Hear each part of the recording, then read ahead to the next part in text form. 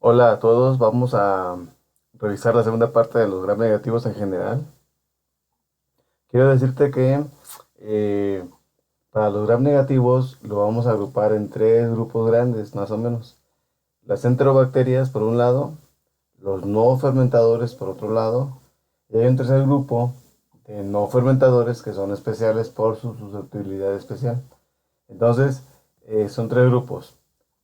Eh, Enterobacterias, no fermentadores y otros. Entonces, así solo para que no se te olvide, enterobacterias vamos a llamarle E. coli. No fermentadores, pseudomonas. Y otro grupo serían estenotrofomonas, pero en realidad no es tan sencillo, nada más para que te acuerdes que hay más o menos tres grupos de gram negativos. Entonces vamos a ver la segunda parte de los gram negativos y recordemos que un problema con los gram negativos son las beta-lactamasas. Porque mientras los gram positivos, como el estafilococo, tienen una, o los enterococos que tienen otra, son beta-lactamasas de espectro reducido. Y tienen una, o algunos tienen dos. La verdad es que son prácticamente enzimas que no generan tanta resistencia. Más bien en los gram positivos, la resistencia tiene que ver con mutaciones de las proteínas que están en la pared. Pero con los gram negativos sí existen muchas beta-lactamasas, y algunas son famosas porque tú las conoces, son las BLE, las beta-lactamasas de espectro extendido, o en inglés ESBL.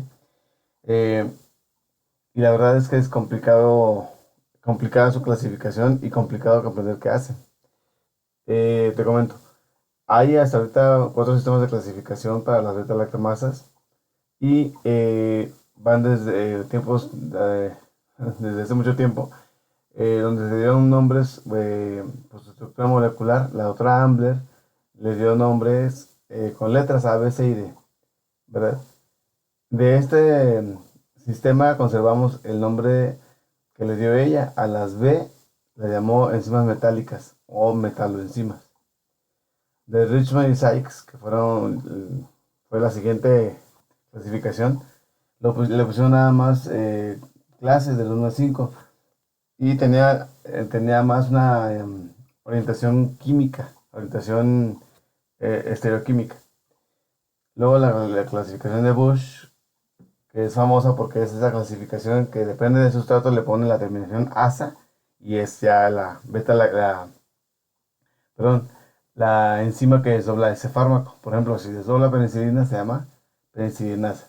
Si desdobla cefuroxima se llama cefuroximasa. Aquí falta una A. Y así, entonces el asunto acá es que según el beta-lactámico de que se trate, porque esta clasificación de las beta-lactamasas, obviamente pues nada más es para este grupo, este va a ser el nombre. Entonces hay cefotaximasas, hay carbapenemasas, y aquí lo de Bush, lo que conservamos es ese tipo de nombres. Y finalmente medieros, perdón, siempre digo mal. Eh, Trataron de hacer una relación de una estructura química como Ambler con un comportamiento clínico como Bush. De hecho, la última se llama Medieros Bush. Este, ya tiene años, son antes del año 2000. Y esta clasificación, pues la verdad es que nunca llegó a ser lo que los autores quisieron. Nunca fue lo suficientemente intuitiva como para que al decir el nombre uno pudiera saber cómo se comportaba esa enzima. Y es que no se puede, ¿verdad? Bush Jacoby, se me olvidó ese nombre, me dieron. Esto es lo que trataron de hacer los tres juntos, pero la verdad es que, mira, desde los años 60 que Ambler empezó a identificar estas beta-lactamasas, hasta la primera década del año 2000, o sea, hace como 10 años, se incrementó el número de publicaciones, ¿verdad? Lo vemos, no sé que haya otra tabla como esta donde venga el nuevo número, pero se nota claramente tanto en la previa como en esta el incremento casi logarítmico de enzimas identificadas, de beta-lactamasas identificadas. Entonces es casi imposible porque mientras los gram positivos tienen una y a veces hasta dos beta-lactamasas, los gram negativos pueden tener hasta 1000 o más, ¿sí? Eso los hace versátiles, hace muy diferentes, aunque tengan el mismo nombre. El comportamiento es casi impredecible. Por eso es que es importante tener un antiograma de gram negativos para saber cómo se comporta. Entonces, para identificar la resistencia a los beta-lactámicos se requiere una identificación igual, ya sabes, fenotípica. Y aquí tenemos la clasificación que te dije en la última sesión. ¿Cómo sería el fenotipo de los diferentes grupos de gram negativos? Este primer grupo van a ser las enterobacterias. Y lo vamos a ver al final de esta sesión cómo es el asunto. Yo tengo 1, 2, 3, 4, 5, 6 tribus o 6 grupos. Al primero le voy a llamar E. coli, al segundo Klebsiella, al tercero Enterobacter, al siguiente Providencia, luego Proteus vulgaris y al último Serratia. ¿Por qué tienen esos nombres? Son los géneros y especies de algunas bacterias, ¿no? ¿Por qué tienen esos nombres las tribus o grupos? Porque es el microbio, digamos, tipo de ese grupo. Es decir, ¿cómo es el grupo de E. coli? Su fenotipo natural o su resistencia esperada es que no produzcan ninguna beta-lactamasa. Entonces el fenotipo de E. coli es que no tengan ninguna beta-lactamasa. Por lo tanto, no es esa resistencia natural y se le puede dar cualquier beta-lactámico adecuado. Esta palabra adecuado es importante porque tú sabes que, por ejemplo, la dicloxacilina, la penicilina G, no tienen un mecanismo de acción que permita lastimar, dañar, matar a Escherichia coli. Entonces, cualquier beta-lactámico adecuado no incluye penicilina G, no incluye dicloxacilina para Escherichia coli. ¿Sí queda claro? Entonces, aquí sobra decir que no se le va a dar, cuando decimos cualquier beta-lactámico adecuado, estamos excluyendo porque consideramos que el doctor ya sabe que no se le puede dar dicloxa a una E. coli, por ejemplo, ¿verdad? Entonces, esto es importante que tú sigas leyendo tu Mandel, porque allí vas a darte cuenta por qué no se le puede dar dicloxa a E. coli. Bueno, sí, entonces, si yo quiero darle penicilina, por ejemplo, que tenga capacidad contra gram negativos, llámese aminopenicilinas, o sea, Ampia, Moxi. Si yo quiero darle Piper, si yo quiero darle Ticar, le voy a poder dar sin problema a E. coli. Lo mismo me puede dar cefalosporinas. ¿De qué generación? Acuérdate, tercera generación le pega más a gram negativos. Primera generación básicamente para gram positivos, aunque le pega a algunos gram negativos que este grupo es el que es susceptible a la primera generación, los demás no tanto, los demás no. Entonces, la primera generación le pega primordialmente a gram positivos y a algunos gram negativos que son este grupo, ¿sí? Segunda generación le pegan a gram positivos, por supuesto, siguen siendo buenos contra gram positivos y ya tienen mejor cobertura contra gram negativos porque le pegan a varios de estos, ya no solo al grupo de coli. Tercera generación primordialmente son contra gram negativos. También le pegan un poquito a gram positivos. Cuarta generación es igual que tercera en cuanto a espectro, pero tiene más capacidad de sobrevivir a beta-lactamasas. Eso es muy importante. Quinta generación son cefalosporinas antimersa, ¿te acuerdas? Entonces, ahí está. Y todavía hay otra generación que no es la sexta, es la segunda falsa, o cefamicinas, las cefalosporinas con capacidad anaerobicida. ¿Sí? De tal modo que tenemos estos 6 grupos de cefalosporinas, por ejemplo, y ya tenemos en la mente una idea de cómo se comportan, ¿verdad? Contra los gram negativos. Ahora, carbapenemos, sí, todos le pegan a E. coli, a ese grupo. Entonces, esto debe estar en tu mente, y si no está en tu mente, entonces tienes que ir, ya sabes, al Mandel, leerte los capítulos de la quimioterapia antimicrobiana y saberte todo esto. Eso es importante que tú te lo sepas porque tú eres el que va a poner las indicaciones. Tú vas a decidir qué medicamento ponerle al paciente cuando llega. Tu función es muy importante y tienes que tener herramientas. Y esas herramientas, pues es que tú te sepas los capítulos de todos los beta-lactámicos, ¿verdad? Bueno, ¿quién acompaña a E. coli y quién está con E. coli? Si te da, aquí no está en esta presentación, está en la otra. Pero esa parte no la vimos porque precisamente vamos a ver este cuadrito. Pero en la otra presentación está el pormenorizado de quién viene en E. coli. Básicamente es Proteus mirabilis, Salmonella shigella, y fíjate bien, todo aquel microbio que sea enterobacteria que no quepa en ninguna otra clasificación. Por ejemplo, Hafnia no está en ningún grupo. Pues lo vamos a leer, lo vamos a agrupar con E. coli, ¿sí? Por ejemplo, Cedecea, otra enterobacteria, no viene en ninguna. Entonces, en ninguna parte, en ninguno de estos grupos viene Cedecea. Entonces, se va a agrupar siempre como E. coli. Entonces, bacteria que no esté en ningún grupo entra en el grupo de E. coli. Aunque su grupo original es Proteus mirabilis, Salmonella shigella. Muy bien, sigamos. Klebsiella.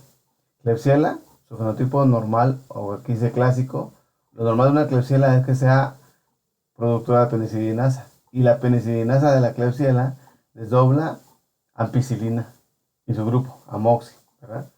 Tícar. Entonces, por naturaleza, Klebsiella desdobla aminopenicilinas y carboxipenicilinas. Entonces, no le puedes dar ni ampi, ni amoxi, ni ampisulfactán, ¿verdad? Ni ticarcilina a Klebsiella. Entonces, de ahí en fuera le puedes dar, porque beta químico adecuado, ¿verdad? Entonces, le puedes dar, por ejemplo, piperacilina con tazobactam. Le puedes dar, me faltan cefalosporinas, perdón, preferentemente de tercera o cuarta, y le puedes dar carbapenemos. Bueno, sigamos. ¿Quién más está en Klebsiella? ¿Quién está con Klebsiella? Está Citrobacter, pero recuerda que hay varios Citrobacter. Entonces, Klebsiella básicamente tiene consigo a algunos Citrobacter, pero ahorita te voy a platicar de un Citrobacter aquí, entonces nada más recuerda que algunos Citrobacter están aquí. Enterobacter. Enterobacter es un grupo de bacterias, de enterobacterias, que tienen o que son capaces de producir AMPC. Y ojo, no confundir AMP cíclico como el doctor Luna que aquí puso esas siglas, porque es AMP, de ampicilina, y C, que es la tercera ampicilinasa que se descubrió allá en los años 60. Entonces, la ampicilinasa C, aquí abreviada como AMPC, insisto, no confundir con el AMP cíclico, que es otra cosa. La ampicilinasa C es algo característico o clásico de Enterobacter. ¿Y qué cosa hace la ampicilinasa C? Tú dirás, pues desdobla ampicilina. Sí, allá en los 60 se demostró que esta enzima desdoblaba ampicilina, pero hoy sabemos que desdobla a todos los beta-lactámicos, básicamente a todos, excepto a los carbapenemos. Es una súper beta-lactamasa. Entonces, esta beta-lactamasa AMPC o ampicilinasa C realmente es una beta-lactamasa de amplio espectro, es una BLE especial, porque desdobla todo excepto carbapenemos.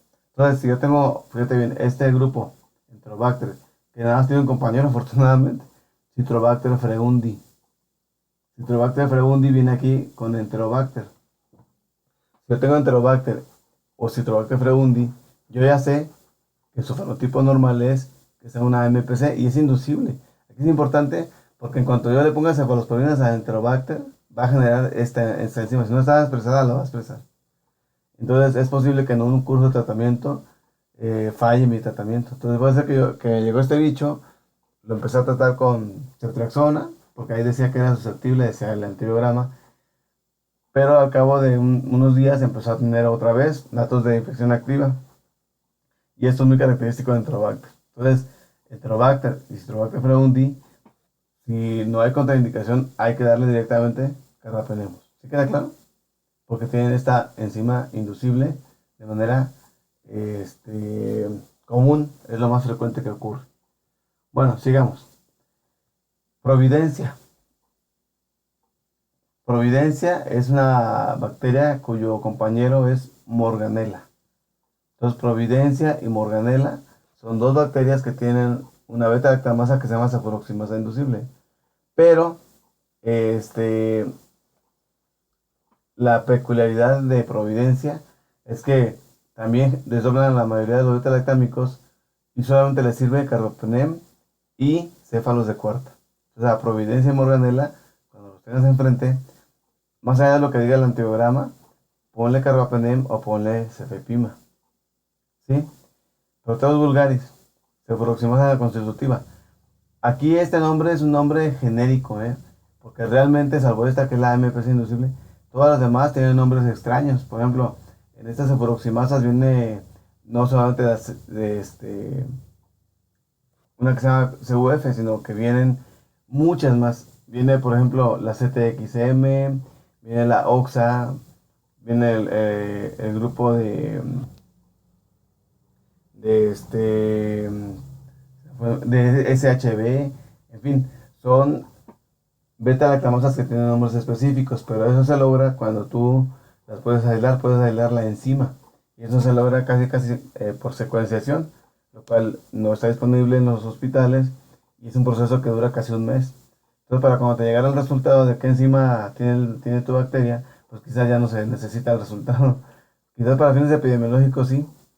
Aquí el punto es que tú, con el nombre de la bacteria, ya sabes qué es lo que vas a hacer. Si te das cuenta, más allá del antibiograma que ahorita vamos a ver, tú ya con la bacteria, con el nombre de la bacteria, sabes qué es lo que tienes que hacer. Aquí está la lista de lo que tienes que hacer.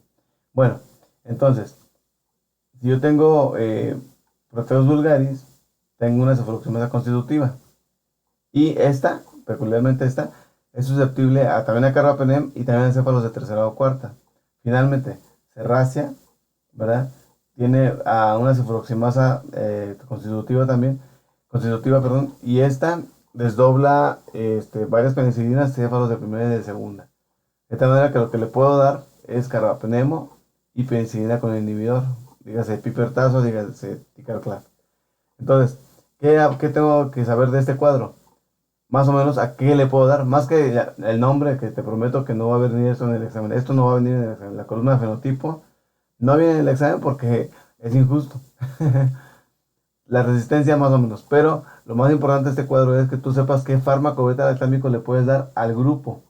A E. coli cualquiera, a Klebsiella cualquiera excepto AMPI, Enterobacter solo carbapenem, Providencia carbapenem o céfalo de cuarta, Proteus vulgaris céfalos de tercera de cuarta o carbapenem y Serracia carbapenem o penicilina con el inhibidor. Ese sería más o menos el panorama de qué le puedo dar a las enterobacterias. Bien, sigamos. Los nombres de las enzimas pueden tener nombres antiguos o nombres más modernos, pero cada una tiene su nomenclatura. Por ejemplo, los estafilococos tienen una beta-lactamasa de espectro reducido o estrecho. El espectro amplio afecta al menos a un beta-lactámico de amplio espectro, como las cefalosporinas de tercera. Y extendido, que es lo que normalmente vamos a ver más comúnmente, afectan a más de uno. Esa es la diferencia entre amplio y extendido. Y hay ciertas beta-lactamasas que son resistentes al inhibidor, pero ya lo platicaremos ahorita con calma, porque acá puede ser confuso. Y mira, ese sería el esquema de un gram negativo. Entonces, ¿qué tengo que hacer primero? Tengo que ver si tiene oximinoresistencia. Y aquí es donde yo ocupo tus conocimientos sobre antimicrobianos. ¿Verdad? ¿Cuáles son los beta-lactámicos oximino? Entonces, si ahorita tú fuiste a tu archivo mental y no hay nada, ¿qué tienes que hacer? Ya sabes. Exacto, tienes que ir a tu libro, leer eso o buscar información de qué cosas son los beta-lactámicos oximino para saber de qué estamos hablando. Pero básicamente la oximinoresistencia es esa capacidad que tienen algunos gram negativos para desdoblar cefalosporines de tercera generación de dos grupos diferentes. Tú dirás, ¿cuáles dos grupos diferentes? Básicamente representados por cefotaxima y ceftazidima. ¿Sí queda claro? Cefotaxima y ceftazidima son dos cefalosporines de tercera generación que tienen un grupo que se llama oximino, que tú ya seguramente vas a ir a revisar y vas a informarte bien. Y si algún fármaco beta-lactámico tiene la capacidad de desdoblar, de ser resistente a los dos, tiene oximinoresistencia. Y si tiene oximinoresistencia, es una beta-lactamasa de espectro extendido. Así es la definición de BLE. Beta-lactamasa de espectro extendido es aquella enzima que es capaz de desdoblar dos fármacos oximino, dos beta-lactámicos oximino. Y en este caso, propiamente o ya prácticamente operacionalmente, cefotaxima y ceftazidima. Y de ahí partimos. Si yo tengo cefotaxima y ceftazidima y los comparo, puedo irme a esos cuatro brazos. Primer brazo, cefotaxima y ceftazidima susceptibles los dos. Quiere decir que no tiene BLE. ¿Sí queda claro? Si es cefocefta susceptible, no contiene BLE. Por lo tanto, no tiene oximinoresistencia. Entonces, ¿qué tengo que hacer ahora? Si tiene cefo y septa susceptible, tengo que ir a buscar cómo se encuentra una penicilina adecuada solita. Penicilina adecuada para un gram negativo en el antibiograma puede ser AMPI, puede ser piperacilina, puede ser ticarcilina. Yo puse aquí esta opción de piper porque es la que más frecuentemente viene en los antibiogramas. Y sola. Fíjate bien, esto es importante.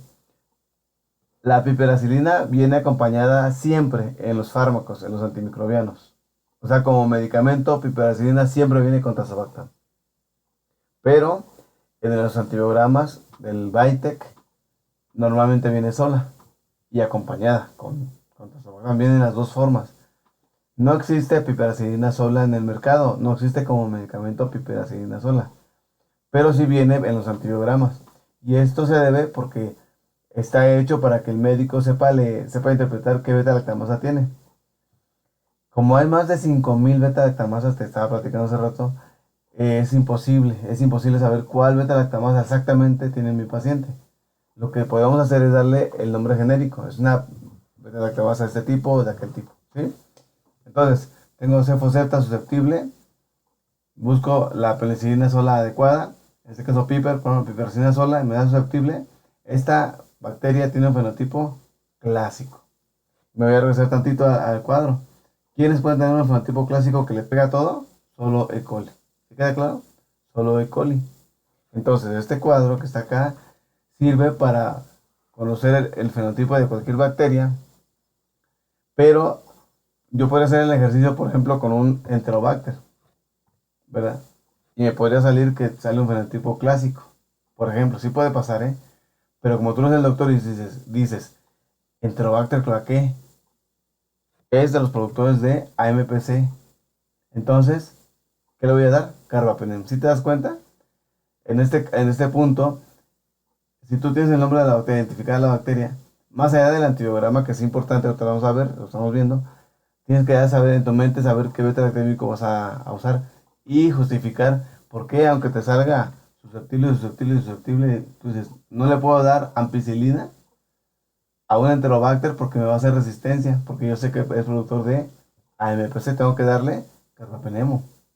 ¿Sí te queda claro? Eso es lo que tú vas a definir. Entonces tú dices, bueno, pues entonces ¿para qué ocupamos el antibiograma? El antibiograma es muy importante, muy importante. Pero cuando se trata del primer paso, que son los beta-lactámicos, se requiere más todavía, más que el antibiograma y la listita, se requiere el conocimiento profundo que tú tienes de los antibióticos y de los microbios. Se requiere un doctor para que nos oriente con esto, que nos diga qué vamos a hacer, para luego adaptarlo al antibiograma. Pero aquí, como que en muchos casos se requiere el criterio médico. Por eso es que no es posible siempre tener así como un robot que diga qué antibiótico dar, sino que lo decide el médico. Y como te das cuenta, no es algo tan sencillo.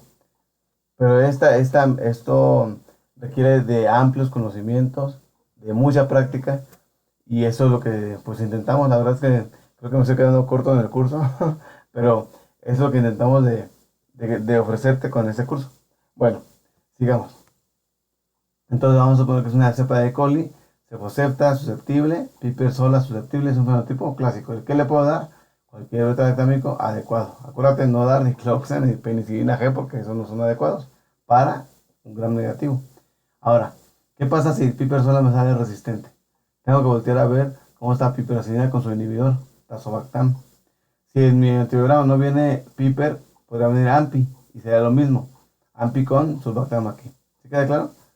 Si me sale susceptible, o sea que se inhibió con el tazobactam, es un productor, esta cepa, vamos a suponer que es una E. coli, es una cepa productora de penicilinasa. Y tú dirás, es que la penicilinasa era de los enterococos o era de los estafilococos. Sí, ellos tienen sus propias enzimas.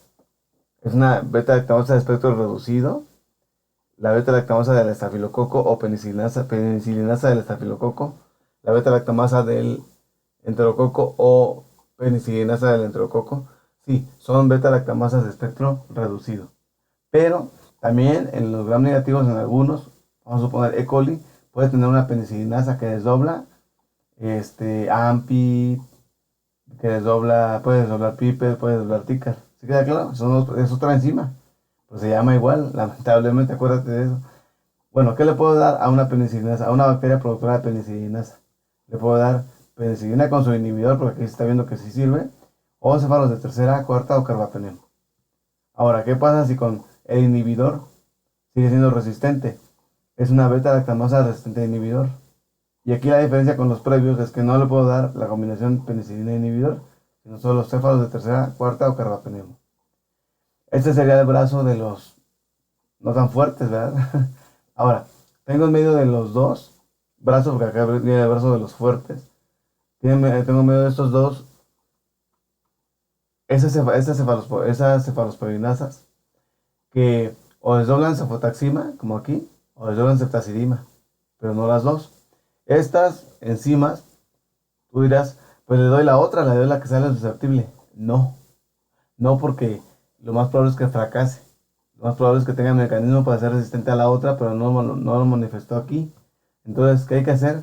O le doy penicilina con inhibidor que muestre susceptibilidad, o le doy céfalos de cuarta, o le doy carbapenem. ¿Sí queda claro? O sea, es importante ver cefosepta, y si alguna sale resistente, en mi mente ya sé que no le voy a dar ninguna de las dos. Si alguna de las dos sale resistente, ninguna de las dos. ¿Sí queda claro? Me quedaría ya con la siguiente generación, que sería cuarta, o carbapenem. Y por supuesto, siempre se puede dar penicilina con inhibidor, porque las que no se pueden dar son acá, aquí no se pueden dar, pero acá arriba sí. Siguiente, el brazo fuerte, ¿verdad? De los que son lamentablemente la mayoría de los hospitalarios. Cefotaxima resistente, ceftazidima resistente. Primera parte de la definición de la beta-lactamasa de espectro extendido. ¿Sí? Que sean oximino resistente. Y eso en la vida práctica es cefosepta resistente. Ahora, ¿qué tengo que hacer? ¿Qué tiene que hacer aquí el cefotetán? ¿Qué cosa es el cefotetán? Una cefalosporina de segunda generación. Sí, más exactamente es una cefamicina o cefalosporina de segunda generación falsa. ¿Qué peculiaridades tienen? ¿O por qué es falsa primero? Porque no tiene grupo oximino precisamente. Y están clasificadas dentro de las cefalosporinas de segunda generación porque tienen un espectro antimicrobiano parecido a la segunda generación, con la diferencia y sustancial de que son anaerobicidas. Son anaerobicidas. Las únicas cefalosporinas, entre comillas, anaerobicidas, ¿verdad? Entre comillas son las cefalosporinas, porque algunos comentan que son cefalosporinas falsas, o mejor llamadas cefamicinas. Es que son anaerobicidas, ¿sí? Bueno, sigamos, por eso es que tienen indicaciones en el pie diabético, ¿verdad? Entonces, cefosepta resistente y luego cefotetán. ¿Cuál es la otra cefamicina así común? Cefoxitina. Cefoxitina. Entonces, cefotetán o cefoxitina, la que está ahí en el antiograma, es la que vamos a ver. Si es cefosepta resistente. Entonces, si yo tengo cefotetán susceptible, esto demuestra, fíjate bien, que es una BLE. Debo decirte que desde acá todo lo que está acá es una BLE. Pero, propiamente dicho, las BLE son susceptibles a cefotetán o cefoxitina. ¿Sí queda claro? Pero si me sale resistente, yo tendría que ver cómo se comporta esta enzima con el inhibidor.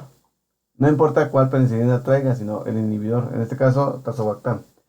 Pero viene en el antiograma con piperacilina. Podría ser surbactam o el que venga.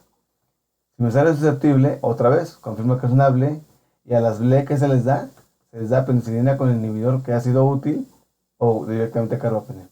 ¿Sí queda claro? Aquí ya no cabe ninguna cefalosporina, como se puede ver acá, ni siquiera de cuarta. ¿Sí? Ahora, ¿qué pasa si no se inhibe con el inhibidor de beta-lactamasa, con el tazobactam, por ejemplo?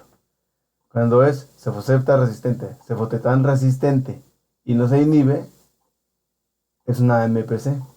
Y así están las definiciones. Y para las AMPC, lo único que se le puede dar de beta-lactámico es carbapenem. ¿Sí? Si yo encontrara una cepa, que sí hay muchas lamentablemente, resistente a carbapenem de las enterobacterias cualquiera, es un fenotipo inusual. Y esta enterobacteria, tiene genes de otros grupos bacterianos, probablemente de pseudomonas o de acinetobacter, no sé. Entonces es una bacteria que ha mutado, que ha adquirido seguramente genes de otras bacterias y que está generando una resistencia especial. Si yo tuviera una enterobacteria resistente a carbapenem, es algo inusual y tendría yo que analizarla como el otro grupo que sigue.